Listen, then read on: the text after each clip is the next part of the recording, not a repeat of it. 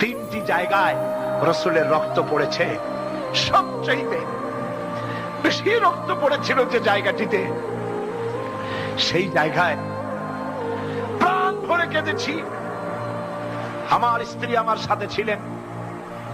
আমি তায়েফে গিয়ে লোকেরা আমাকে যখন বলল বিশ্রাম নিতে, আমি বললাম না, বিশ্রাম করব না, আগে আমারে নিয়ে যাও। আমার রাসূলকে মারছিল যে রাস্তাটা, ওই রাস্তাটা আমার আগে দেখাও। 3 দিনের না খাওয়া, রাস্তার দুই দিকে কাফেরেরা দাঁড়ানো, চতুর্দিক থেকে পাথর মারা শুরু করে দিল। আহারে, এমন সুন্দর চেহারার মানুষ দেখি কেমনে মারলো তারা।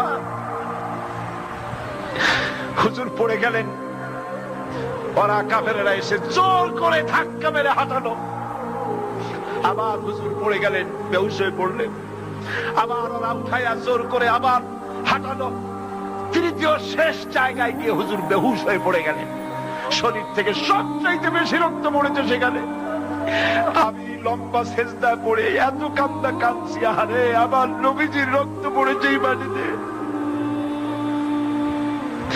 ফেরেশতারা এসে বলছেন, হে রাসূল, আপনার এই অবস্থা দেখে আকাশের ফেরেশতারা কাঁদতে কাঁদতে অস্থির হয়ে গিয়েছে।